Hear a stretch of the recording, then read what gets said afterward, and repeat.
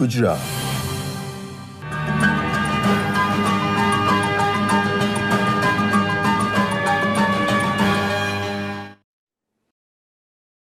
નમસ્તે મિત્રો, જીસીઆરટી આયોજિત આનંદદાયી શનિવાર અને 10 બેગલેસ ડેના આજના ટેલિકોન્ફરન્સમાં સ્ટુડિયોમાં ઉપસ્થિત જીસીઆરટીના અધિક નિયામક Shri doctor A K Patel, જીસીઆરટીના research associate Shri doctor Raveshibhai, જીસીઆરટીમાં કન્ટેન્ટ કોઓર્ડિનેટર તરીકે કામ કરતા રીટ ટુ ટીટના શ્રી ડૉક્ટર હરેશભાઈ ચૌધરી, આપ સૌ જિલ્લામાં કાર્યક્રમ નિહાળી રહેલા BRC coordinators, CRC coordinators, URC coordinators, દરેક શાળાના આચાર્યશ્રીઓ, શિક્ષક ભાઈઓ અને બહેનો, સૌપ્રથમ આજની આ ટેલિકોન્ફરન્સમાં જીસીઆરટી અને શિક્ષણ વિભાગ વતી આપ સૌનું સ્વાગત છે. મિત્રો, આજની આ ટેલિકોન્ફરન્સ ખૂબ જ અગત્યની અને ઘણા સમયથી આપ લોકોની માગ હતી અને આપણે જેના માટે પ્રયત્ન કરી રહ્યા હતા એવું જે આનંદદાયી શનિવાર અને 10 બેગલેસ ડે જેનો અમલવારી આપણે કાલથી કરવા જઈ રહ્યા છીએ, તો એના માર્ગદર્શન માટેનું આ ટેલિકોન્ફરન્સનું આયોજન છે. મિત્રો, સૌપ્રથમ તો આપ સૌ લોકોને ખૂબ ખૂબ અભિનંદન કે હમણાં જ આપણો શાળા પ્રવેશોત્સવ અને કન્યા કેળવણી મહોત્સવ પૂર્ણ થયો. આ બધા જ શિક્ષક મિત્રોએ ખૂબ જ સુંદર કામગીરી કરી હતી. રાજ્ય કક્ષાએથી જે માનનીય મંત્રીશ્રી, માનનીય સચિવશ્રીઓ જે લોકો આવ્યા હતા, એમના ખૂબ જ સુંદર ફીડબેક છે એ રાજ્ય કક્ષાએ મિત્રો મળ્યા છે. મિત્રો, આપ સૌ જાણો છો એમ કે એનઈપી 2020 અને એનસીએફ 2023 આવ્યું ત્યારથી આપણે એની અમલવારી માટે રાજ્ય સરકાર છે એ ધીમે ધીમે અલગ અલગ પ્રકારના પગલાં છે એ લઈ રહી છે. જેમ કે આપણે મિત્રો બાલવાટિકાની ગયા વર્ષથી જ આપણે મિત્રો શરૂઆત કરી છે. એવી જ રીતે મિત્રો ઇન્ડિયન નોલેજ સિસ્ટમની અમલવારી માટે આપણે ભગવદ્ ગીતાને પણ એઝ એ ટેક્સ્ટ બુક આપણે ઇન્ટ્રોડ્યુસ કર્યું છે. એવી જ રીતે વૈદિક ગણિત છે એનો પણ મિત્રો આપણે સમાવેશ કર્યો છે. આ ઉપરાંત પણ ઘણી બધી નવી જે એનઈપીમાં જે બતાવવામાં આવી છે, ખાસ કરીને નવી જે આપણી ભણાવવાની પદ્ધતિ છે એટલે કે ઇનોવેટિવ પેડાગોજી છે, એની પણ મિત્રો આપણે અલગ અલગ પ્રકારે અમલવારી છે એ આપણે કરી રહ્યા છીએ. એવી જ રીતે 21st સેન્ચુરી સ્કિલની પણ વાત મૂકવામાં આવી છે. એના ઉપર પણ આપણા રાજ્યમાં આપ સૌ લોકોના સહયોગથી આપણે સુંદર કામ છે કરી રહ્યા છીએ. એના ઉપર આપણે ભાર મૂક્યો છે. ખાસ કરીને એમાં જે બતાવવામાં આવ્યું છે એ અનુભવીયજન્ય જે શિક્ષણ છે એ છે, પ્રોજેક્ટ પદ્ધતિ છે, પ્રવૃત્તિલક્ષી શિક્ષણ છે, એને પણ આપણે એક કેન્દ્ર સ્થાને ધ્યાનમાં લીધું છે. એની અંતર્ગત આપણે આપણી તાલીમોમાં પણ આપણે ફેરફાર કરવા જઈ રહ્યા છીએ. આવતા વર્ષથી આપણા અભ્યાસક્રમમાં અને આપણા પાઠ્યપુસ્તકોમાં પણ એ રીતે આપણે બદલાવ કરવા છે મિત્રો જઈ રહ્યા છે. એવી જ રીતે અગત્યની બાબત છે એ યોગ છે, શારીરિક શિક્ષણ છે, રમતો છે. એટલે કે શારીરિક શિક્ષણ અને સુખાકારી એ વિષય ઉપર પણ એનઈપી અને એનસીએફમાં ખૂબ જ મોટો ભાર છે એ મૂકવામાં આવ્યો છે. આપણે એની અમલવારી તરફ આપણે આગળ જઈ રહ્યા છીએ.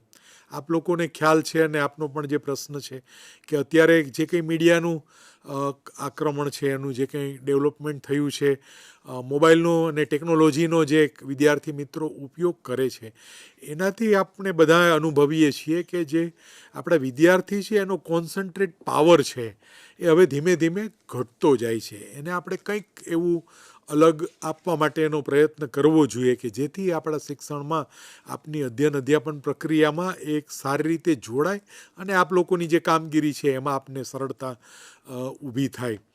એવી જ રીતે મિત્રો મેદસ્વીતા મુક્ત ભારત અને મેદસ્વીતા મુક્ત ગુજરાત એનું માનનીય આપણા મુખ્યમંત્રી શ્રી દ્વારા એ સૂચન થયું હતું અને આપણા અલગ અલગ વિભાગોમાં અને આપણા ખાસ કરીને આપણી શિક્ષણ વિભાગમાં પણ આપણે એ તરફ આગળ જઈ રહ્યા છીએ. આપણી શાળાઓમાં અને આપણા બાળકોમાં પણ આ બાબત થાય એ પણ આપણે ધીમે ધીમે એના તરફ પણ મિત્રો આગળ આપણે વધતા જઈએ છીએ. આપણા માનનીય શિક્ષણ મંત્રી શ્રી ડૉક્ટર કુબેરભાઈ ડિંડોર સાહેબ તેમજ આપણા માનનીય રાજ્યકક્ષાના શિક્ષણ મંત્રી શ્રી માનનીય શ્રી પ્રફુલ્લ પાનસરિયા સાહેબ તેમજ આપણા માનનીય અગ્રસચિવ શ્રી મુકેશ કુમાર સાહેબ દ્વારા આપણને ખૂબ જ સુંદર સહયોગ મળ્યો છે અને એક નવી જ જે બાબત છે જે આમ તો 10 બેગલેસ ડેની અમલવારી તો આપણે મિત્રો ઘણા ટાઈમ ત્યાં કરીએ છીએ અને અલગ અલગ પ્રકારની એમાં આપણે પ્રવૃત્તિ પણ કરીએ છીએ. ખાસ કરીને પ્રી વોકેશનલ સાથે એને જોડવાનો આપણે પ્રયત્ન કર્યો છે અને અલગ અલગ પ્રકારની એક્ટિવિટી થાય છે.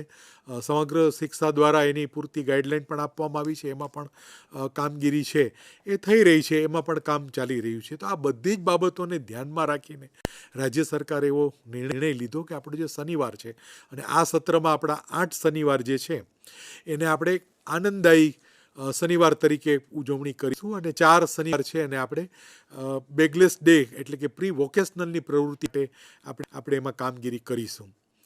ખાસ કરીને આપણી જે બાલસભા છે, યોગ છે, પ્રાર્થના, સૂર્ય નમસ્કાર, આપણી રમતો છે, શૈક્ષણિક રમતો છે, આપણી પ્રોજેક્ટ પદ્ધતિ છે, એની બાબતો છે, ચિત્ર છે, કલા છે, સંગીત છે, આ બધી જ બાબતોનો સમન્વય કરીને આપણે કેવા કેવા પ્રકારની એક્ટિવિટી કરી શકાય એનું આપણે આગળ છે એ પ્રેઝન્ટેશન જોશું. આપ લોકોને આપનો જે પ્રશ્ન છે ખાસ કરીને કે આ અંતર્ગત મોડ્યુલ પણ આપણે જીસીઆરટી દ્વારા તૈયાર કરવામાં આવશે એટલે ડિટેલ પણ આપને ગાઈડલાઇન્સ મળશે. પ્લસ આપણે શાળા દીઠ એક શિક્ષકને આપણે આ અંગેની તાલીમ પણ આપવાના છીએ કે જેથી વધુ સારી રીતે આ કામગીરી થઈ શકે. એવી જ રીતે મિત્રો જે 10 બેગલેસ ડે છે એના અંતર્ગત એટલે કે પ્રી વોકેશનલની જે પ્રવૃત્તિ કરવાની છે એનું પણ આપણે મોડ્યુલ ડેવલપ કરવા જઈ રહ્યા છીએ. તેમજ શાળા દીઠ એક શિક્ષકને આપણે એ પણ તાલીમ આપીશું જેથી આ કામગીરી ખૂબ જ સુંદર અને સારી રીતે થઈ શકે. મિત્રો આ વિષય નવો છે પણ આપ લોકો અલગ અલગ રીતે તો એને કામગીરી ઓલરેડી કરો છો. જેમ કે અઠવાડિયામાં 2 આપણા રમતગમતના આપણા પીરિયડ હોય છે, આપણું ચિત્ર અને કલાનો આપનો પીરિયડ હોય છે અને અલગ અલગ પ્રોજેક્ટ છે, શૈક્ષણિક પ્રવૃત્તિ છે તો આપ કરાવો જ છો. પણ આપણે એક સુગ્રથમાં એક ખૂબ જ સારા સુંદર હેતુથી અને એક આપણો જે શનિવારનો આપણો જે અડધો દિવસ હોય છે એમાં બધી જ પ્રકારની પ્રવૃત્તિને આપણે મિત્રો વણી લેશું તો મને એમ છે કે ખૂબ જ સુંદર છે આપણને આના રિઝલ્ટ છે એ મિત્રો મળશે. અને ખાસ એક વાત મારે આપને કહેવાની છે કે આપણે જે એકમ કસોટી લેતા હતા એને અત્યારે આપણે દૂર કરીને આ કામગીરી કરીએ છીએ કે એવો કોઈ પણ પ્રકારનો મેસેજ છે નહીં. એટલે એવું કોઈ પણ પ્રકારનું આપ કન્ફ્યુઝનમાં ના રહેશો. એકમ કસોટી માટે ઓલરેડી સરકારશ્રીએ એક કમિટીની રચના કરી છે. એ કમિટી ખૂબ જ સુંદર અભ્યાસ છે એ કરી રહ્યા છે. અભ્યાસના આધારે એ આપણને 360 ડિગ્રી મૂલ્યાંકન માટેનું આખી મૂલ્યાંકન પ્રણાલી આપણને આપવાના છે અને એ પ્રણાલીની સાથે સાથે આપણે પછી આમાં કઈ રીતે આગળ વધવું એ જ્યારે પણ એનો રિપોર્ટ થશે ને આપણે કાર્યવાહી કરવાની થશે ત્યારે થશે. એટલે આપણે એકમ કસોટી રદ કરી છે અને આ કામ કરવાના છે એવો કોઈ મેસેજ મિત્રો છે નહીં. આપને પણ એ કોઈ જગ્યાએ મેસેજ ન આપવા માટે હું વિનંતી કરું છું જેથી કોઈ એવું કન્ફ્યુઝન પણ ઊભું ન થાય. અને બીજું આપણે ખૂબ જ સારા હેતુસર આનંદદાયી શનિવારની જે આપણને અત્યારે ખૂબ જ મિત્રો જરૂરિયાત લાગે છે. અત્યારે આપના બાળકો આપ પણ અનુભવતા હશો કે અમે પણ શાળાની જ્યારે મુલાકાતે જઈએ છીએ સામે જે વિદ્યાર્થીઓ આપણી સમક્ષ હોય છે એક પ્રકારની કોઈ એમનું શાંતિનું જે પેલું હોય ને એ આપણને જોવા મળે છે. એટલે એનું કોઈ રિફ્લેક્શન છે, કોઈ બાબતમાં એનો આપણને જે રિસ્પોન્સ મળવો જોઈએ એ પણ થોડુંક આપણને એમાં કંઈ ને કંઈ આપણને એવું લાગે કે વિદ્યાર્થીઓ કંઈક અંશે કંઈક થોડા એ મૂંઝાઈ રહ્યા છે. તો આપણે એને એક સારું એક વાતાવરણ પૂરું પાડવાનું આપણે બધાએ સાથે રહીને પ્રયત્ન કરવાનો છે. બીજું કે આ એક સામૂહિક પ્રવૃત્તિ છે એટલે આપણા આચાર્ય છે અને બધા જ શિક્ષક મિત્રોએ આ કામમાં સાથે જોડાવાનું છે. એટલે આ કોઈ એક જ વિષયનું કે એક જ શિક્ષકે કદાચ કામ કરતા હોય તો એનું આ કામ છે એવું નથી મિત્રો. આખી શાળાનું સંયુક્ત રીતે બધા જ શિક્ષક મિત્રોએ સંયુક્ત રીતે આ કામગીરી કરવાની છે. એટલે આચાર્યશ્રીએ જે કંઈ પ્રવૃત્તિઓનું પ્લાનિંગ કરે તો એ દરેક શિક્ષકને આમાં કોઈને કોઈ જવાબદારી આપીને દરેકને સાંકળવાના છે આમાં. તો જ આપણો જે હેતુ છે એ હેતુ આમાં આપણને બર આવશે. એટલે એ પણ ખાસ ધ્યાન રાખવા માટે હું આપને મિત્રો વિનંતી કરું છું. વિષય મિત્રો નવો છે અને આપણે ઘણી મહેનત કરીને આપણે આ એક કામ કરવા મિત્રો જઈ રહ્યા છીએ તો આપણે બધા જ એને ખૂબ જ સારી રીતે પોઝિટિવ લઈએ, પૂરી નિષ્ઠાથી એમાં આપણે ઇન્વોલ્વ થઈએ અને જે હેતુસર આ કાર્યક્રમ મૂકવામાં આવ્યો છે અને પૂરેપૂરા આપણને પરિણામો મળે એ આપની પાસે મિત્રો અપેક્ષા છે. આગળના ક્રમે હવે હું ડૉક્ટર હરેશભાઈ ચૌધરીને વિનંતી કરીશ કે આપને પ્રેઝન્ટેશન કરશે અને ડિટેલ દરેક એક બાબતો છે એ આપને મિત્રો સમજાવશે. શ્રી હરેશભાઈ. આભાર સાહેબ. સૌને નમસ્કાર. મિત્રો, સાહેબે કહ્યું તેમ બે મુદ્દા છે: રાષ્ટ્રીય શિક્ષણ નીતિ અને રાષ્ટ્રીય અભ્યાસક્રમનું માળખું. આ બંનેમાં આનંદદાયી શનિવાર અને 10 બેગલેસ ડેની વાત કરવામાં આવી છે. રાષ્ટ્રીય શિક્ષણ નીતિએ આપણને જે કહ્યું છે, NCF 2023, હું જ્યારે NCF કહું છું ત્યારે રાષ્ટ્રીય અભ્યાસક્રમનું માળખું છે. એમણે આપણને જે કહ્યું છે કે ભારતનો નાગરિક કેવો હશે, એવા કયા ઇનપુટ્સ આપીશું તો એ નાગરિક એવો થશે, એને માટે આપણને જે માર્ગદર્શન મળ્યું છે કે નાગરિકનું ઘડતર આવું કરવાનું છે. એમાં આ બંને કાર્યક્રમો, આનંદદાયી શનિવારની પ્રવૃત્તિઓ અને 10 બેગલેસ ડેની પ્રવૃત્તિઓ, આ આપણને ખૂબ મદદરૂપ થવાની છે. અહીંયા આપ સ્લાઇડમાં જોઈ શકશો કે નાગરિક માટે જે અપેક્ષાઓ છે એ ભારતની લોકશાહીયુક્ત વ્યવસ્થામાં પોતાનું યોગદાન આપી શકે તેવો નાગરિક જો તૈયાર કરવો હોય તો શાળા કક્ષાએ આપણે વિદ્યાર્થીઓમાં જે કૌશલ્યો વિકસાવવા છે એ કયા કયા છે? મુખ્યત્વે તો એક છે વિશ્લેષણાત્મક, આપણે જેને વિવેચનાત્મક કહીએ છીએ કે ક્રિટિકલ થિંકિંગ કહીએ છીએ. બીજું વર્ણનાત્મક અને અભિવ્યક્તિની ક્ષમતાઓ. વર્ણનાત્મક એટલે એવું કે એ પોતાની કોઈક રજૂઆત વિદ્યાર્થી કરતા હોય તો એ સારી રીતે કહી શકવા જોઈએ, પોતાની અભિવ્યક્તિ અસરકારક હોય. બીજું છે કે આવનારા પડકારો, અને બીજી એ પડકારો આવે છે તેમ તક પણ આવે છે, એને માટે વિદ્યાર્થીઓને તૈયાર કરવા. મિત્રો, પડકારો એટલા માટે કે આપણે પણ અત્યારે એવું જો વિચારીએ કે આપણે ભણતા હતા ત્યારે એવા કેટલાક વ્યવસાય અંગે આપણે વિચાર્યું પણ નહોતું, એવા ઘણા બધા વ્યવસાય અત્યારે છે. આપણે ભણતા હતા ત્યારે એવા કેટલાક વ્યવસાય હતા જેનું હવે બહુ ઝાઝું અસ્તિત્વ નથી. દાખલા તરીકે STD-PCOની દુકાન, હવે એ દરેક શહેરોમાં, નાના કે મોટા ગામડાઓમાં એ હતી, હવે એ રહી નહીં, તો એ પડકાર છે એમને માટે. એવી જ રીતે જે અંગે આપણે કદી વિચાર્યું નથી એવા કેટલાક વ્યવસાયો આવી ગયા છે. એ વ્યવસાયોમાં જોઈએ દાખલા તરીકે સોફ્ટવેર ડેવલપર, અથવા તો યુટ્યુબ ઉપર કે એવી કોઈ પણ સોશિયલ મીડિયા ઉપર પોતાની ચેનલ ચલાવવી, એક નવો વ્યવસાય છે. ખોરાક માટેની ચેન, સ્વિગી, ઝોમેટો વગેરે જે ચેઇન છે, એ વ્યવસાય અંગે આપણે વિચાર્યું જ નહોતું. તો આવા પ્રકારના વ્યવસાયો જે અંગે આપણને અત્યારે છે કે આ વ્યવસાયો છે ને ભવિષ્યમાં ચાલશે, પણ ખરેખર ખબર નથી કે આ બધા વ્યવસાયો જે તે વખતે હશે. આ બાળકો જ્યારે કમાવાની ઉંમરના થયા હશે ત્યારે આવા વ્યવસાયો હશે તો એમને શું શીખવવું? તો એમને માટે કેટલાક કૌશલ્યો શીખવવા. અને એ કૌશલ્યો એવા છે કે જેમાં એના ક્રિટિકલ થિંકિંગ કરતાં ફાવતું હોય, અભિવ્યક્તિ બરાબર આવડતી હોય, અને આવેલા નવા પડકારને એ ઝીલી શકે, સંઘર્ષમાં એ ટકી શકે, અને કોઈક તક આવતી હોય તો તક એ ઝડપી શકે.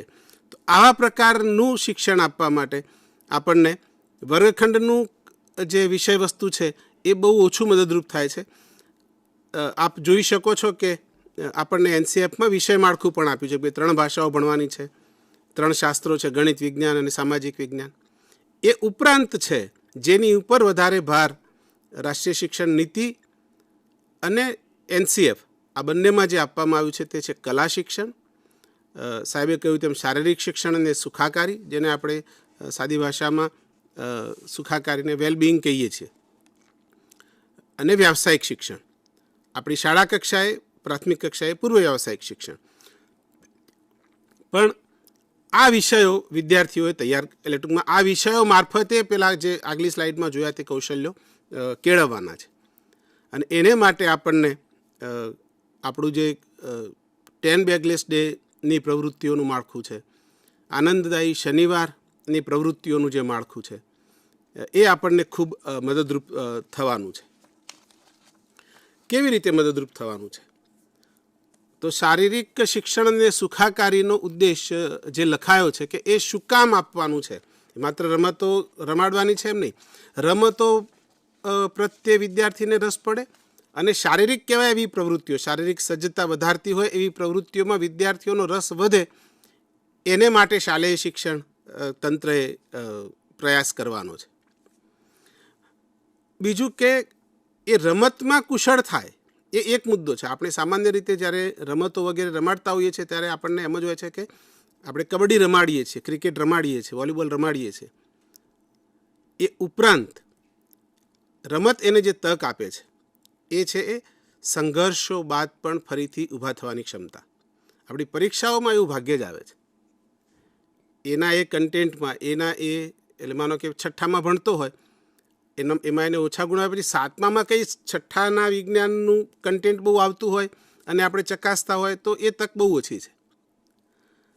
હોય તો પણ ઘણા લાંબા સમયને અંતે છે. સંઘર્ષ આવ્યો તો એપ્રિલમાં અને પછી બીજા છેક પછીના જુલાઈમાં એ ફરીથી શીખવાનું ઉપચારાત્મક કાર્ય થતું હોય છે. એને બદલે રમતોમાં એને સંઘર્ષ પછી તરત ઊભા થવાની, માનો કે એ સાંઘિક રમત ન રમતો હોય, વ્યક્તિગત રમત રમતો હોય તો તરત એ 1 મીટર કૂદી શકે છે. એને ખબર પડે કે ઓકે આ 1 મીટર બરાબર નથી, મારો આગળનો જે સ્કોર છે એ 1.10 મીટરનો છે, તો એ તરત ને તરત પાછો એમાં ફરીથી ટ્રાય કરે કે આ મારી કેપેસિટી તો આટલી છે. એવી જ રીતે ઊંચી કૂદમાં ક્યાંક અડી ગયો હોય, પેલી લાકડી છે એને અડી ગયો તો એ વખતે નિષ્ફળતા છે, પણ તરત જ એને એ સુધારવાની તક મળે છે. એટલે આવા જે સંઘર્ષો છે એ બહુ સાહજિક રીતે એને મજા પડે તેવી રીતે રમતોમાં મળી જાય છે. એટલે આવા સંઘર્ષો અને સંઘર્ષોમાંથી એ બાળકો ઊભા પણ થાય છે. જો આવી તક એમને વારંવાર મળે, ને રમતોમાં તો એ આઉટ થઈ જાય ત્યારે એક સંઘર્ષ જ છે, ફરીથી કેમ આઉટ ના, કેવી રીતે રમવું તો આઉટ ન થવું વગેરે, એને પડકારો ઝીલતા અને સંઘર્ષમાંથી બહાર આવતા, સંઘર્ષનો સામનો કરતા શીખવે છે. અને એ છે નાગરિકતાનું ઘડતર.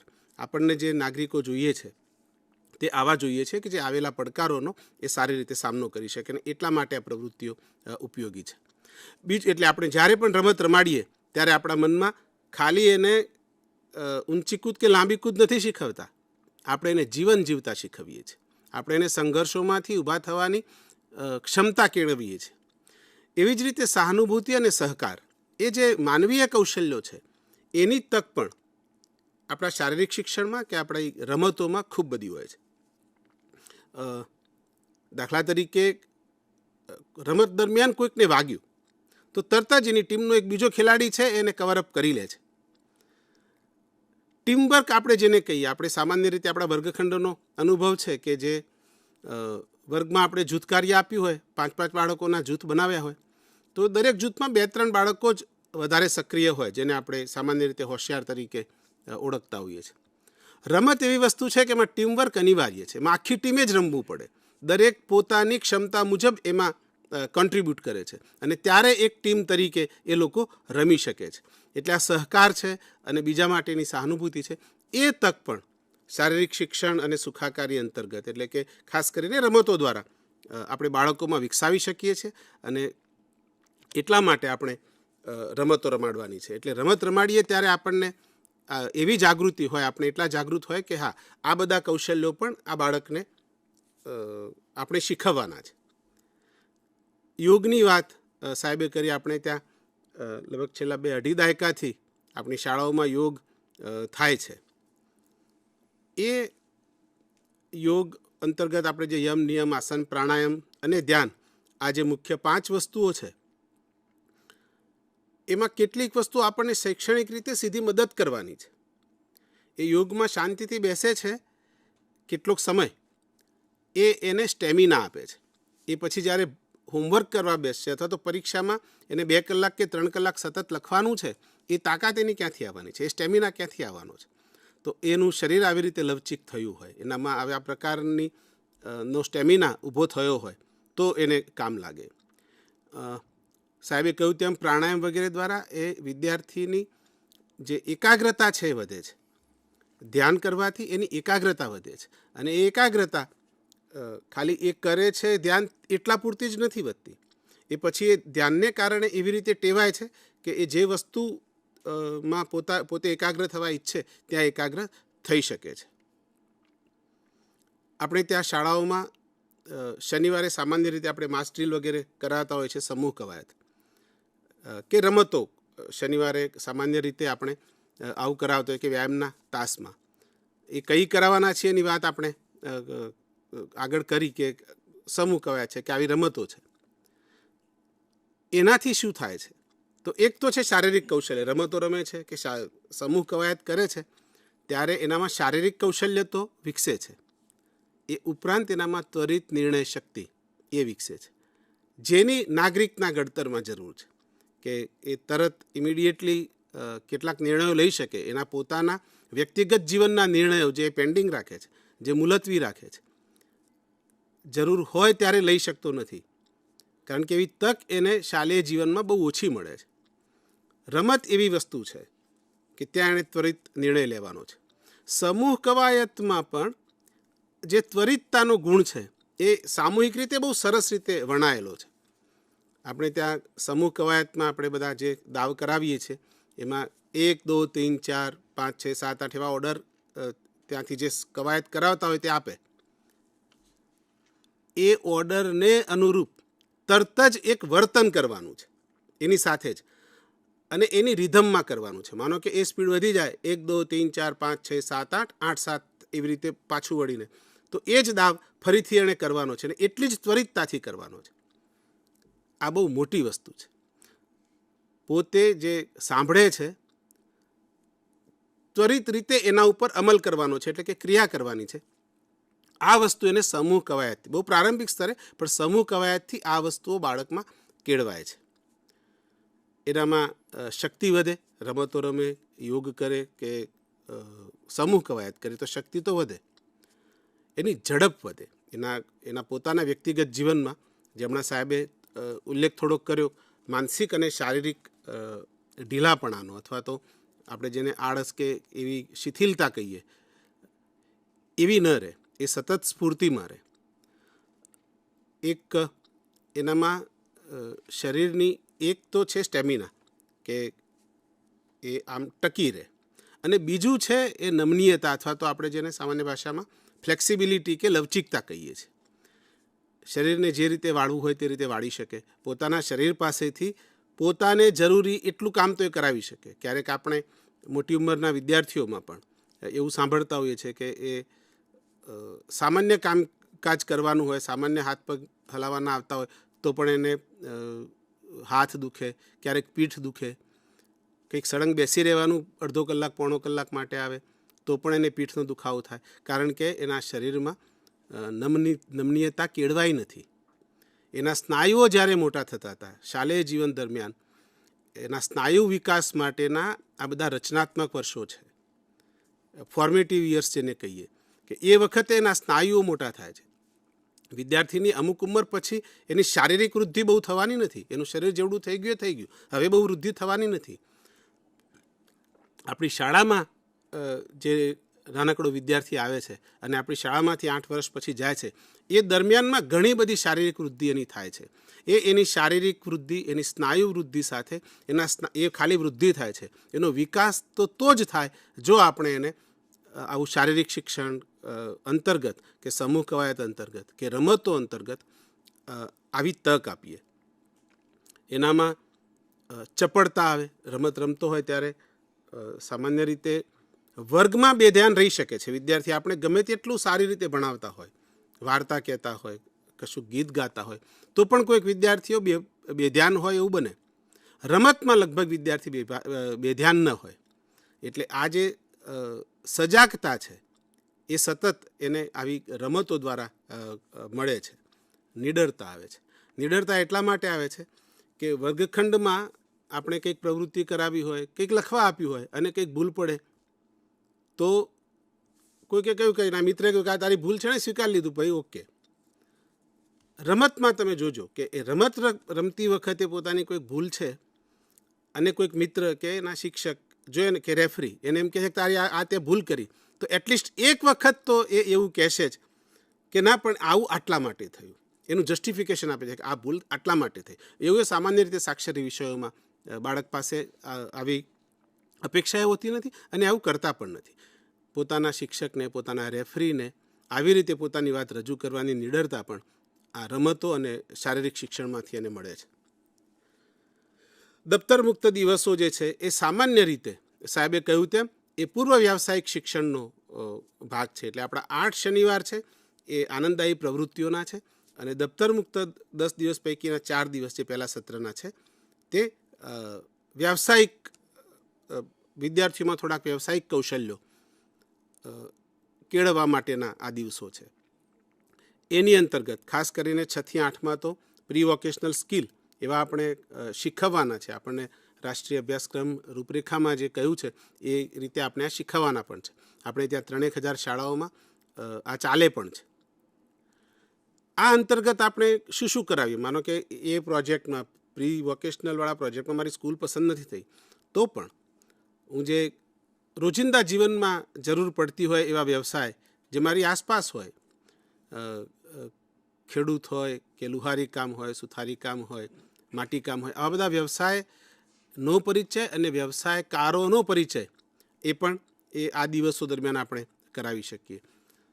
વર્ગખંડની બહારની દુનિયા સાથેનો સંપર્ક અથવા તો શાળા બહારની પણ જે વાસ્તવિક દુનિયા છે એની સાથે વિદ્યાર્થીઓનો સંપર્ક થાય એને માટે આપણે આ દિવસોમાં પ્રવૃત્તિઓ કરવાના છે. કઈ પ્રવૃત્તિઓ કરવાના છે એની વાત પાછી આપણે આગળ આ સ્લાઇડમાં જોઈએ.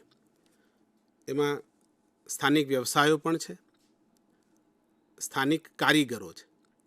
આપણે ત્યાં પ્લમ્બિંગના કારીગર હોય, એનો વ્યવસાય હોય, પણ એ તો બધી જગ્યાએ જતા હોય, આજુબાજુના ગામડાઓમાં પણ જતા હોય, પણ એ પ્લમ્બિંગના એમના સાધનો હોય, એ કેવી રીતે આ કરે છે, પ્રોબ્લેમ કેવી રીતે શોધે છે કે અહીંયાથી જ નળ ટપકતો છે કે પાઇપલાઇનમાં અહીંયા જ ખામી હશે, એ કેવી રીતે સાંધે છે જેથી ફરીથી લીકેજ ન થાય, વગેરે વગેરે.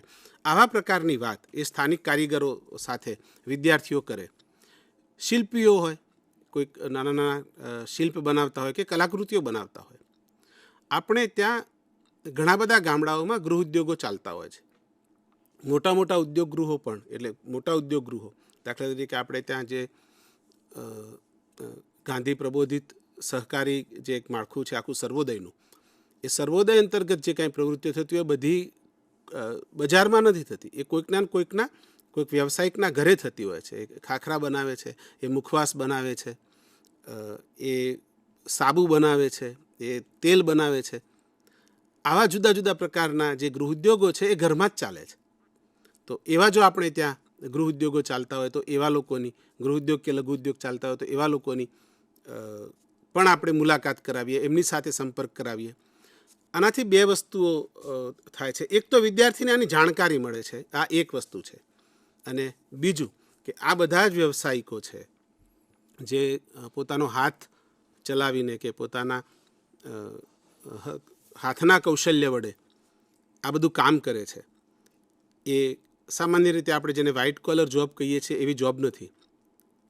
અને એટલે થોડુંક એના પ્રત્યે ઓછું સન્માન જે સમાજમાં જોવા મળે છે, એને બદલે એ આવા વ્યવસાયકારો, એમનામાં પણ કેટલી બધી ધીરજ હોય છે, કેટલી બધી ચોકસાઈ હોય છે, કેટલી બધી નિપુણતાની જરૂર પડે, આ બધી વસ્તુઓ બાળકને સમજાય છે અને એને લીધે એને આ બધા વ્યવસાયો માટે, આ બધા વ્યવસાયકારો માટે એક આદરની ભાવના ઊભી થાય છે.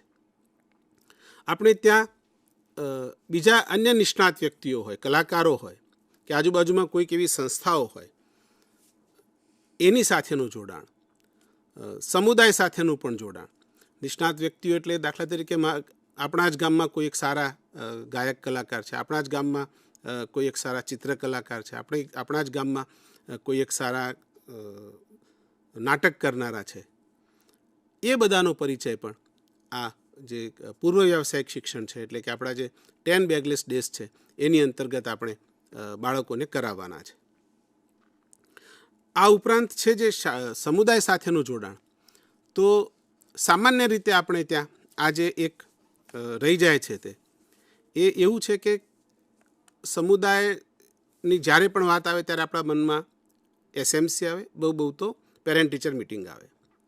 સમુદાય એટલે આખા ગામ તરીકે, એક યુનિટ તરીકે આપણે જોઈએ, આખા ગામને એક એકમ તરીકે જોઈએ અને એની સાથે વિદ્યાર્થીઓ એ સંપર્ક કરવાનો હોય, એ તક આપણે આ શનિવારે આપી શકીએ. બેગલેસના જે શનિવાર છે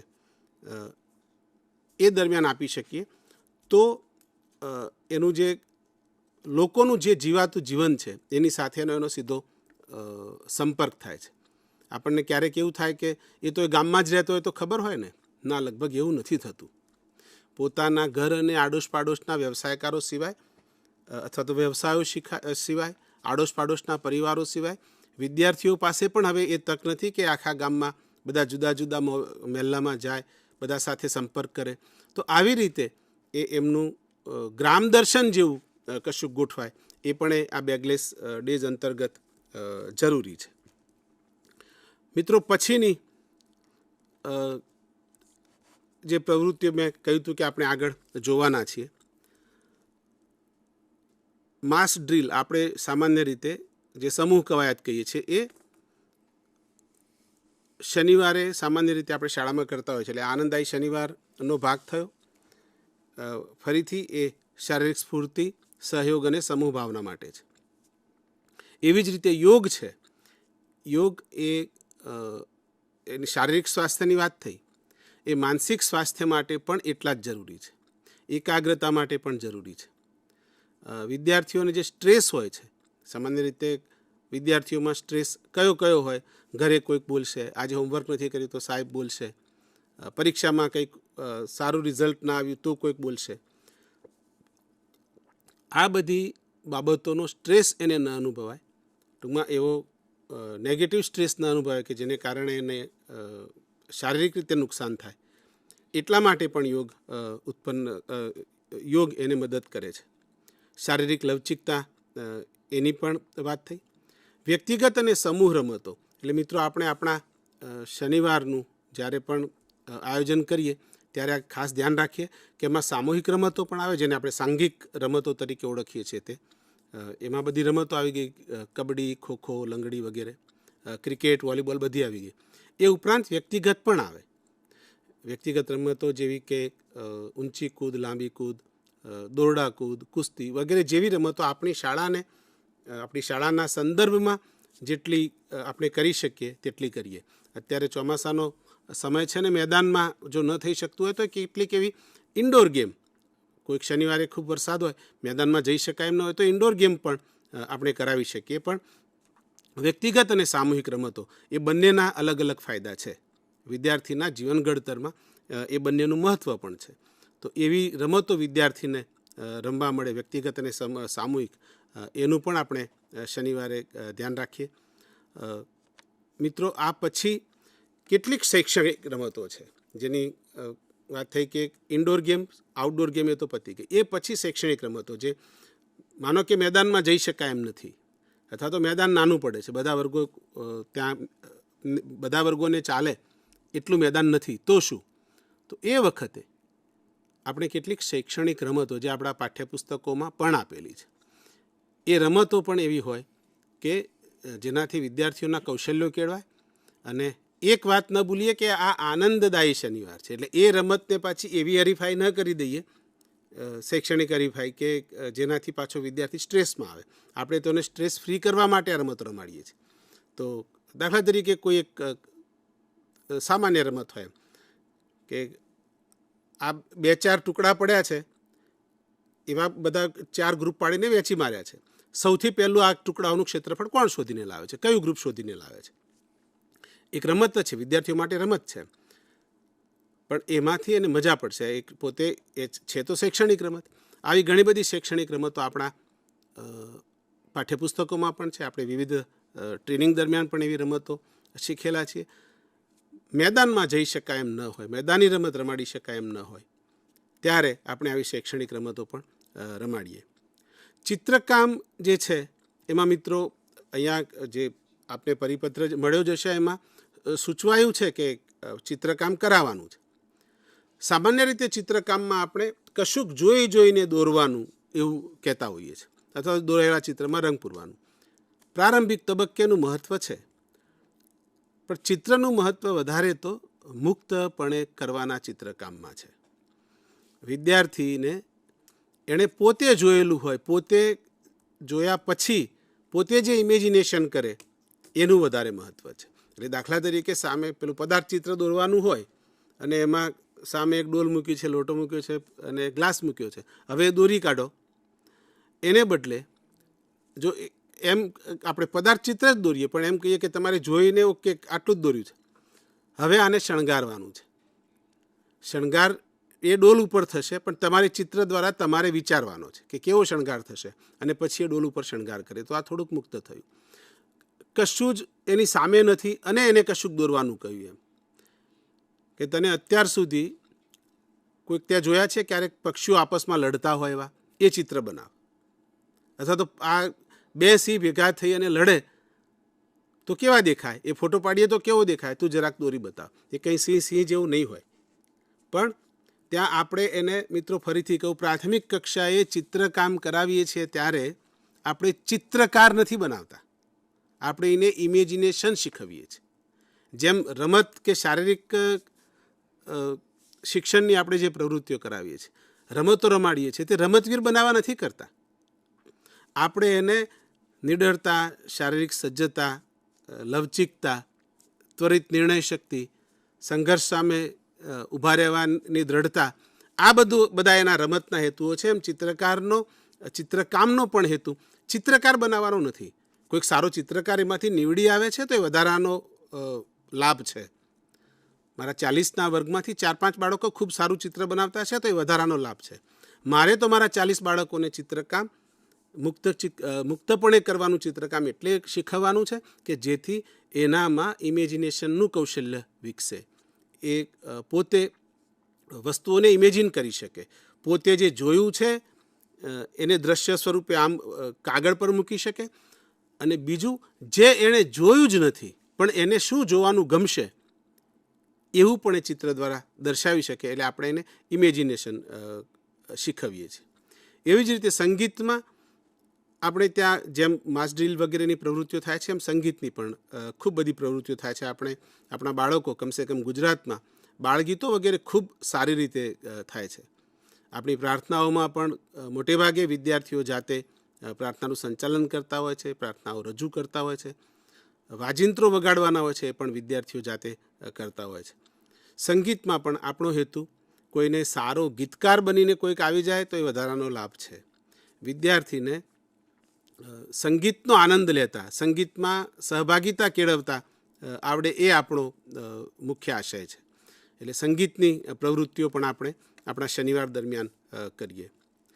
બાલસભા એ ઘણી બધી શાળાઓમાં થાય છે, જેમાં સંગીત, વાર્તા, નાટક, કંઈક ત્યાંનું કોઈક સ્થાનિક લોકનૃત્ય અથવા તો કોઈક બહારનું લોકનૃત્ય, પણ આવા બધા કાર્યક્રમો જેને આપણે ખરેખર સ્ટેજ પરફોર્મન્સ કહીએ એવા પ્રકારના કાર્યક્રમો થતા હોય છે. આ બધી જ પ્રવૃત્તિઓ બાલસભા અંતર્ગત થતી જે પ્રવૃત્તિઓ છે એ પણ આપણે આપણા આનંદદાયી શનિવારમાં કરી શકીએ.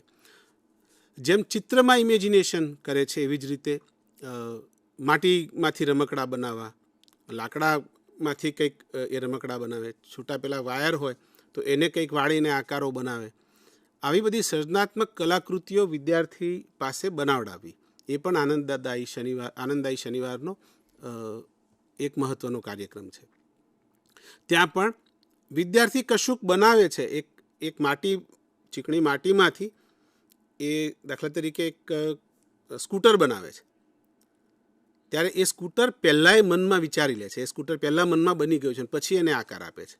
તો અહીંયા આ સર્જન એટલા માટે જરૂરી છે કે પેલું જે માત્ર કાગળ પર દેખાતું હતું 2 ડાયમેન્શનમાં, એ હવે એ જે જોવા ઈચ્છે છે એ સીધું આવું છે. હવે એને એવું કહી શકાય કે એક જગ્યાએ એક વિદ્યાર્થી સાયકલ લઈને જાય છે, એવું તારે ચિત્ર બનાવવું છે તો ચિત્ર બનાવી દે.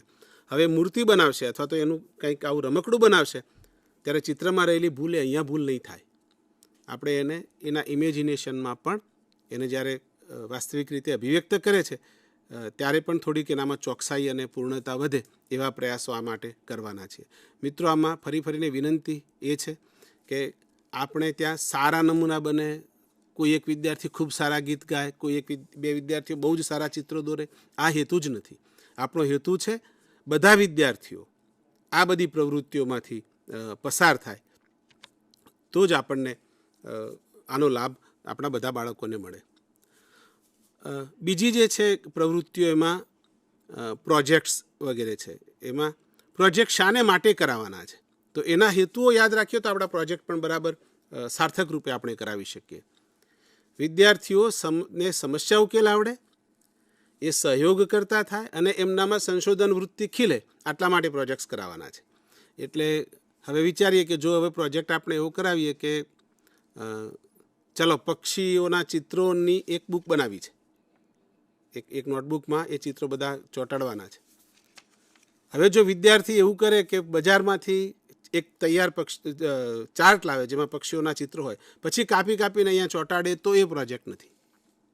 હા, શાળામાં આવેલા જે ન્યૂઝપેપર છે એમાં પક્ષીઓના જે ચિત્રો છે એમાંથી એણે શોધીને પછી અહીંયા ચોંટાડવા છે, તો અને એ જ આવી પ્રવૃત્તિ આપીએ, થોડીક લાંબા ગાળાની ભલે હોય, થોડોક સમય વધારે જાય, પણ તો એમાં કારણ કે એને કશુંક શોધવાનું છે. નાના બાળકો માટે તો આને કેટલાક પક્ષીઓના ચિત્રો એવા પણ છે કે આને પક્ષી કહેવાય કે ન કહેવાય પણ ખબર ન પડે, એ નક્કી કરવા પણ એને કોઈકને પૂછવું પડે. પણ આ શોધીને મૂકવાનું છે એટલે એનામાં સંશોધન વૃત્તિ ખીલે, સમસ્યા ઉકેલ. પ્રોજેક્ટ વિશે મિત્રો NEPમાં અને NCFમાં પણ એવું કહ્યું છે કે વ્યવહારિક જીવનને લગતા એટલે વાસ્તવિક જીવનને લગતી સમસ્યાઓ હોય એવા પ્રકારના પ્રોજેક્ટ અપાય. આપણી શાળામાં એવી કઈ સમસ્યાઓ હોય તો આપણી શાળામાં માનો કે પાણીના નળ છે, ત્યાંથી આપણે પીવા માટે જે ઉપયોગ કરતા હોય એ ઉપરાંતનું કેટલું પાણી જતું હશે દરરોજનું, સરેરાશ એક વિદ્યાર્થી કેટલું પાણી બગાડે છે, આવા પ્રકારની જો આપણે ગણતરીઓ વગેરે આપીએ તો એ પ્રોજેક્ટ કાર્યમાં પરિવર્તિત થાય. ટૂંકમાં એ ખરેખર એક સમસ્યા છે. અને પછી તમે વિદ્યાર્થીઓને એવી શિખામણ ના આપો તો પણ વિદ્યાર્થી હવે એવી રીતે જાગૃત છે કે હા, આપણે પાણીનો નળ જો થોડોક પણ ખુલ્લો રાખીએ છીએ, ટપકતો રાખીએ છીએ તો આટલું પાણી બગડે છે. એને કંઈક બાગ બગીચામાં કેવી રીતે કરી શકાય, તો આવો પ્રોજેક્ટ હોઈ શકે. ટૂંકમાં આપણો પ્રોજેક્ટ છે એને સમસ્યા ઉકેલ તરફ અને વાસ્તવિક જીવનની સમસ્યાઓ હોય એવી સમસ્યા ઉકેલ તરફ એને લઈ જાય. એ પણ આપણે આનંદદાયી શનિવારની જ પ્રવૃત્તિઓમાં લેવાના છીએ. આ ઉપરાંત છે ગામના નજીકના સ્થળોની મુલાકાત. આ બે રીતે ઉપયોગી છે. ગામના નજીકના સ્થળોની મુલાકાત બે રીતે, એવી રીતે કે એક તો એવું છે કે જે એને કેટલાક સ્થળો, દાખલા તરીકે ગામની નજીક કોઈક ઐતિહાસિક સ્થળ છે, એના વિશે થોડીક એની જાણકારી વધે, એના પ્રત્યેની સંવેદનશીલતા વધે, એ જે તે સ્થળ છે એને સારી રીતે એનો રખરખાવ થાય એમાં વિદ્યાર્થીઓ રસ લેતા થાય. એવી જ રીતે ખેતરોની મુલાકાત હોય, તળાવની મુલાકાત હોય, ટપાલની ઓફિસ હોય તો એની મુલાકાત હોય, બેંક, પોલીસ સ્ટેશન કે કોઈક નાનો ઉદ્યોગ તો એની મુલાકાત પણ આપણે કરાવીએ. અને બીજું છે એ વ્યવસાયિકોની મુલાકાત, જેની વાત અગાઉ થઈ કે આપણી આસપાસ જે કોઈ વ્યવસાયીઓ છે, જે કોઈ વ્યવસાયકારો છે, એમની મુલાકાત આપણે કરાવીએ. મિત્રો, સાહેબે એક વાત કરી કે અત્યારના યુગમાં જે ડિજિટલાઇઝેશન વધ્યું છે એને લીધે બાળકોને મોબાઈલનું વળગણ થઈ ગયું છે. ક્યારેક કોઈકને એવું લાગે કે અમારા નાના બાળકને બધું બહુ જ આવડે છે, પણ તો એ ગૌરવ લેવા જેવી વાત નથી. નાના બાળકે બહુ બધો સમય મોબાઈલમાં કાઢવાનો હોતો નથી. તો વિકલ્પ શું છે? વિકલ્પ તરીકે આપણે આપણા સેટરડેને મૂકીએ છીએ, આપણા શનિવારને મૂકીએ છીએ, બેગલેસ ડેને મૂકીએ છીએ ને આનંદદાયી શનિવારને મૂકીએ છીએ. શું કામ આટલું બધું ગંભીરતાપૂર્વક આની ઉપર વિચારાય છે દેશ લેવલે કે દુનિયા લેવલે પણ? કારણ કે મોબાઈલને લીધે જે બાળકોમાં સમસ્યાઓ પેદા થઈ રહી છે, શારીરિક સમસ્યાઓ જે આપણને સીધી દેખાય છે, એને આંખ દુખે, આંખ તણાય, આંખ લાલ થઈ જાય, માથું દુખે, એની ઊંઘ ઓછી થઈ જાય અથવા તો અનિયમિત થઈ જાય, એવી જ રીતે માનસિક સમસ્યાઓ પણ છે. એ પછી મોબાઈલમાં ફટાફટ રીલ બદલતો વિદ્યાર્થી કે છોકરો એ પછી એની ભણવાની ક્રિયા માટે કે એની પોતાની વ્યક્તિગત જીવનની ક્રિયાઓ માટે પણ બહુ ધીરજ રાખી શકતો નથી. એનામાં એકાગ્રતા આવતી નથી, ચીડિયાપણું આવી જાય. કોઈક સામાન્ય વાત કરે તો પણ એ બહુ સારી રીતે જવાબ ના આપે, એ વારંવાર ડિપ્રેશનમાં જતો રહે, ચિંતા કરે, બિનજરૂરી વાતોની ચિંતા કરે, એમ મોબાઈલમાં એણે કોઈક રીલ જોયું હોય, એમાં કશુંક થયું હોય તો એની ચિંતા કરે. આ બધાને કારણે એની પોતાની જે શીખવાની ક્ષમતા છે, એ જે શીખી શકે એમ છે, એ ક્ષમતા મુજબ એ શીખતો નથી. કારણ કે એનું બ્રેઇન આ બધું શીખી શકે એની આડે આવા અવરોધો આવે છે. એકાગ્રતા નથી, એ આ બધા અવરોધો છે એને એકાગ્રત નથી થવા દેતા, એને ચીડિયો બનાવી દે છે, એને વારંવાર ડિપ્રેશનમાં જાય છે, ચિંતા થાય છે. એટલે જો મોબાઈલથી જેટલો સમય વધારે દૂર રહે, જેટલો ઓછો મોબાઈલ વાપરે, એટલું એનું નોર્મલ જીવન વધારે નોર્મલ થાય અને એમાં સારી રીતે પોતાના બાકીના બધા વિષયો પણ શીખી શકે. સામાજિક સમસ્યાઓ અને આખા સમાજની સમસ્યાઓ છે કે વિદ્યાર્થી જો એને એક મોબાઈલ આપી દો તો પછી બીજા કોઈની સાથે વાત પણ કરતો નથી, એટલે સામાજિક થતો નથી. બીજા કોઈની સાથે વાત કેવી રીતે કરાય એ એને ખબર નથી. બીજું છે કે એની પાસેથી વાસ્તવિક દુનિયા લગભગ છીનવાઈ જાય છે. એ પછી આ વર્ચ્યુઅલ દુનિયામાં જ જીવે છે. મોબાઈલ ઉપર એ જે કોઈ રીલ્સ જોતો હોય કે જે કોઈ સમાચારો કે બાકીના વિડીયોઝ જોતો હોય, એની દુનિયા એવી થઈ જાય છે જે વાસ્તવિક નથી, વર્ચ્યુઅલ છે. આપણને ખબર છે, આપણે મોટા છીએ, આપણને એવી ખબર છે કે આ બધું તો સ્ટુડિયોમાં એક સેટઅપમાં થયેલું છે, આ વાસ્તવિક જીવનનો કેસ નથી.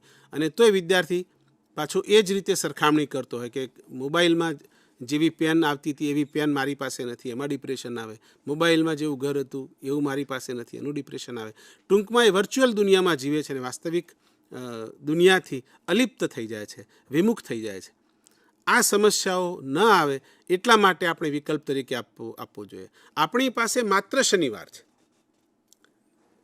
ફરીથી આપણી પાસે માત્ર શનિવાર છે ને એમ છતાં આપણે એમ કહીએ છીએ કે એની મોબાઈલની સમસ્યા છે એ આખા અઠવાડિયાની આપણે એક શનિવાર મારફતે દૂર કરીએ. કારણ કે એને હવે આવી આનંદદાયી પ્રવૃત્તિઓ વર્ગની બહાર નીકળીને, શાળાની બહાર નીકળીને કરવા મળે છે.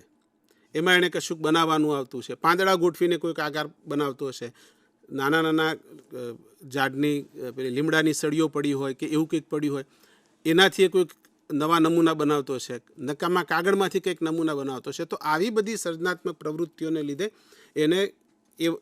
ત્યાં એને કરતાં આવડી ગયું તો પછી એટલો સમય મોબાઈલમાં નહીં જાય. કારણ કે હવે આ એને આનંદ આપનારી પ્રવૃત્તિ આ છે. મોબાઈલ પાસે પણ વિદ્યાર્થી તો આનંદ માટે જ જાય છે, પણ એ વર્ચ્યુઅલ દુનિયાના આનંદ કરતાં આપણે એને વાસ્તવિક દુનિયાના આનંદ તરફ પાછો વાળીએ. મોબાઈલથી આપણે ઈચ્છીએ કે નહીં ઈચ્છીએ પણ એની શારીરિક અને સામાજિક બંને સક્રિયતા ઓછી થઈ જાય છે. મોબાઈલમાં એ એક જગ્યાએ બેસી રહે અથવા તો પડી રહે એટલે શારીરિક રીતે બહુ સક્રિય ન થાય અને સામાજિક રીતે સક્રિય, કારણ કે કોઈની આજુબાજુ કોણ શું કરે છે એનું એને ભાન પણ ન હોય. આ સક્રિયતા જો પાછી આપવી હોય તો એને શાળાએ શનિવારે શીખવી છે. શનિવારે જે શાળામાં કર્યું છે જો એને મજા પડી હશે તો એ ઘરે કરશે, આજુબાજુના ઘરના બીજા બાળકો છે એમની સાથે રહીને રમશે, પોતાના મહેલ્લામાં કે સોસાયટીમાં પણ એ રમવા જશે. એના સર્જનાત્મક કાર્યો છે જે શાળામાં એક્સપોઝર મળ્યું છે સર્જનાત્મક કાર્યોનું, એ એક્સપોઝરનો સીધો ઉપયોગ એ પોતાના ઘરે કરશે. એમ કે જે હું શાળામાં માટીમાંથી આવું કર્યું તો માટી તો મારા ઘરે પણ આજુબાજુ છે, તો એમાંથી પણ એ કશુંક કરશે, કશુંક નવું કરવાની કોશિશ કરશે.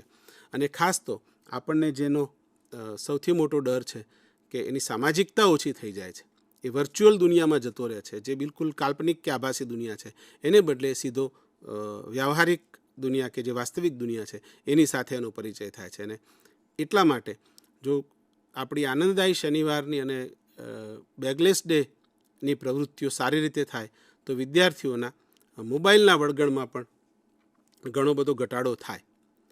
મિત્રો, એ પછીનું જે છે એ છે શારીરિક શ્રમનું ગૌરવ.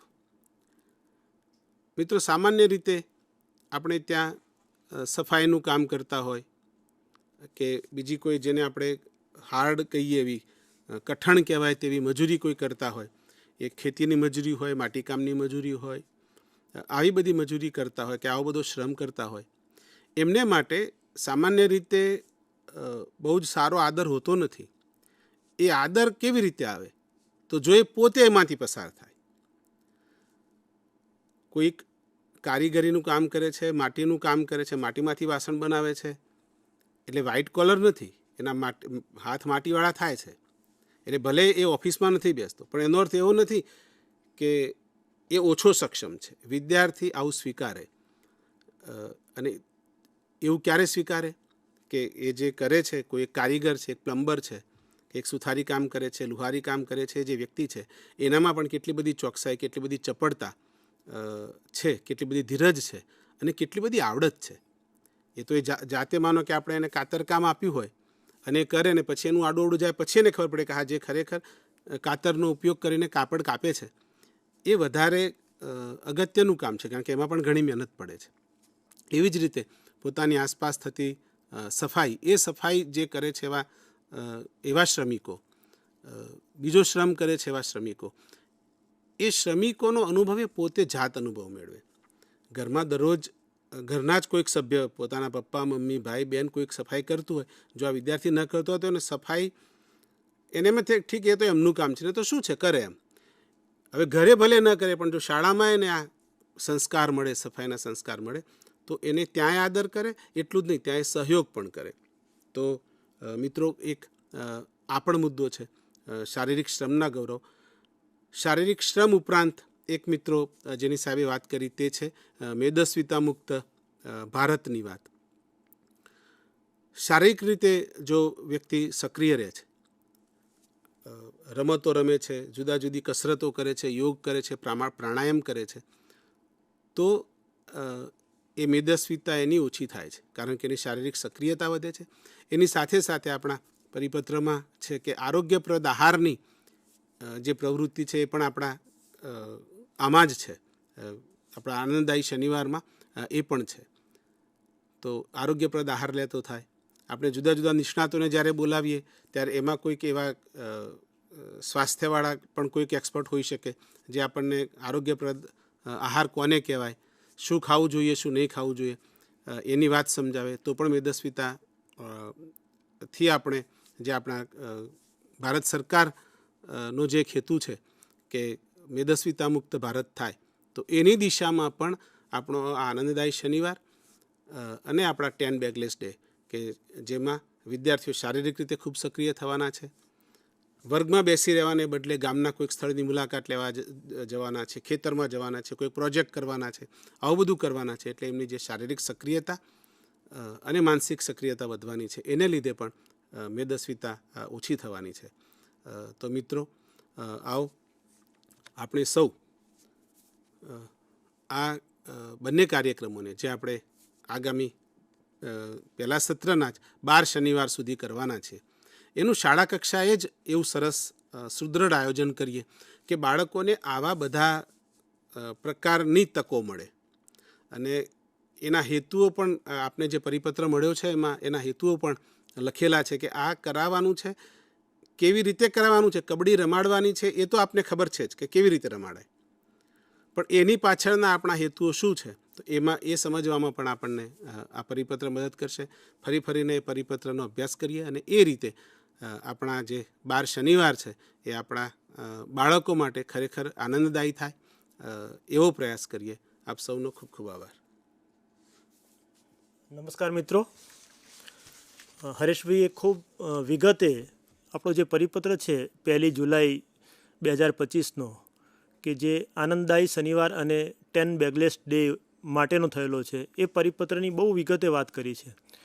આમ જો આ પરિપત્રને આપણે એક સારાંશના રૂપમાં લેવો હોય તો હું એને 3 ભાગમાં આમ વહેંચું છું. કે પહેલો જે ભાગ છે એ વિદ્યાર્થીઓની જે સુખાકારી છે એની વાત કરે છે.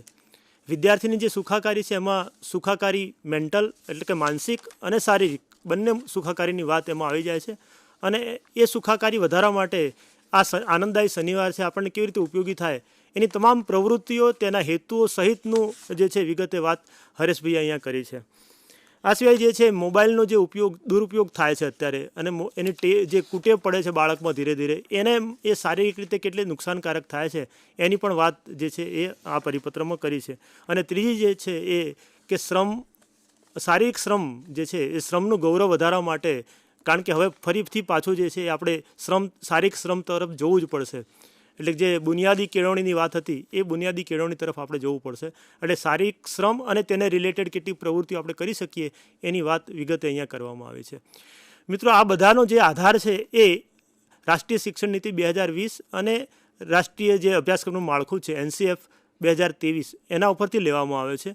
અને એમાં 2-3 બાબતો એ ચોક્કસ કરવામાં આવી છે કે આ આપણી જે અભ્યાસ વર્ગખંડની જે પ્રવૃત્તિ છે એ પ્રવૃત્તિઓમાં શું કરવું જોઈએ આપણે. તો ખાસ કરીને વિદ્યાર્થીઓને અનુભવજન્ય શિક્ષણ આપવું જોઈએ, એટલે અનુભવો પૂરા પાડવા જોઈએ અને એ અનુભવો એવા હોવા જોઈએ જે વાસ્તવિક દુનિયા સાથે સંકળાયેલા હોવા જોઈએ. અને એના માટે જે છે એ આ બધી જ પ્રવૃત્તિઓ એ વાસ્તવિક દુનિયા સાથે સંકળાયેલી પ્રવૃત્તિઓ આપણને મૂકવામાં આવી છે. બીજી જે વાત છે એ 21મી સદીના કૌશલ્યોની વાત છે. તો 21મી સદીના જે કૌશલ્યો છે એમાં અત્યારે વાત થઈ, હરેશભાઈએ પણ વાત કરી, સાહેબે પણ વાત કરી કે વિદ્યાર્થીઓમાં એક જાતનું એ ચિંતન કરતો થાય, એ વિચાર કરતો થાય, કોઈ પણ બાબત ઉપર 3 વખત એનામાં પ્રશ્નો થાય કે વોટ, વાય એન્ડ હાઉ, એ શું છે, શા માટે છે અને કેવી રીતે છે. આ જો 3 પ્રશ્નો એના મનમાં ઉદ્ભવતા થશે તો એના ઉપર એ ચિંતન કરતો થશે. એટલે એક ચિંતન જે છે, રિફ્લેક્શન જે છે એ બહુ મહત્ત્વની બાબત છે. આ સિવાય જે છે એ સમસ્યા ઉકેલ જે છે એ બહુ મહત્ત્વનું કૌશલ્ય છે કે કોઈ પણ સમસ્યા છે એનો ઉકેલ કેવી રીતે કરવો બાળકે. તો એ ઉકેલ શોધવા માટેના સોપાનો કયા હોય, કેવી રીતે એને વિચારવું પડે. તો એના માટેના કેટલાક પ્રોજેક્ટ્સની વાત પણ હરેશભાઈ અત્યારે અહીંયા એમના પ્રેઝન્ટેશનમાં કરી છે. એટલે સમસ્યા ઉકેલ એક બહુ જ મહત્ત્વનું કૌશલ્ય છે જે વિદ્યાર્થીઓમાં જરૂરી છે. બીજું જે છે એ ખાસ કરીને વાર્તાલાપ અથવા તો જે આપણે અભિવ્યક્તિ કહીએ છીએ, તો અભિવ્યક્તિ જે છે કમ્યુનિકેશન, દાખલા તરીકે કોઈ પણ ક્ષેત્રીય મુલાકાત કરવી છે વિદ્યાર્થીએ, તો એના માટે કેટલી પ્રિપરેશન એને વિદ્યાર્થી કરવું પડે, કેટલા પ્રકારના પ્રશ્નો એના મનમાં આવે છે, તો એ પ્રશ્નો કેવી રીતે કરશે, એની સાથે એનું એક આયોજન કેવું હશે, અને છેલ્લે જે છે એ એના પ્રશ્નોનું સોલ્યુશન એને મળ્યું કે કેમ. તો આ બધા જ પ્રશ્નો જે છે એ એની સાથે સંકળાયેલા છે. 21મી સદીના કૌશલ્યોની જે કમ્યુનિકેશનની વાત આવે છે. અને કોયડા ઉકેલ જે હમણાં વાત કરીએ પ્રમાણે, તો ઇન્ક્વાયરી બેઝ ટીચિંગ પણ હવે એક મહત્ત્વનો એક પાર્ટ બની ગયો છે આપણા માટે. તો આ બધા જ કૌશલ્યો પણ આ આનંદદાયી શનિવાર થકી આપણે વિદ્યાર્થીઓમાં વિકસાવવાના છે. તો આશા રાખીએ કે આ તબક્કે જે છે એ આ જે પરિપત્ર ખૂબ જહેમતથી GCRT દ્વારા તૈયાર થયો છે અને શિક્ષણ વિભાગે આપણને મંજૂરી આપી છે આ કરવા માટેની. તો ખરેખર સાચા અર્થમાં જે આ શનિવાર છે એ આનંદદાયી બને, આયોજનપૂર્વકનો આનંદદાયી બને એ માટેની આપની શુભેચ્છાઓ છે. આ તબક્કે અહીંયા બાયસેક સ્ટુડિયોમાં GCRTના નિયામક શ્રી ત્રિવેદી સાહેબ ઉપસ્થિત છે અને એમનો આભાર માનીએ છીએ. શ્રી હરેશભાઈ જે છે એ આખું પ્રેઝન્ટેશન આપણને વિગતે સમજાવ્યું છે, એનો પણ આભાર માગું છું. આ પરિપત્ર તૈયાર કરવામાં અમારા GCRTના રિસર્ચ એસોસિએટ્સ ડૉક્ટર રવેશી પણ અહીંયા ઉપસ્થિત છે, એમનો પણ આભાર વ્યક્ત કરીએ છીએ. અને સામે છેડે જે છે આચાર્યશ્રીઓ અને શિક્ષક મિત્રો જે આ ટેલિકોન્ફરન્સ જોઈ રહ્યા છે એ તમામનો આભાર માનીએ છીએ. અસ્તુ. જય ભારત, જય હિન્દ.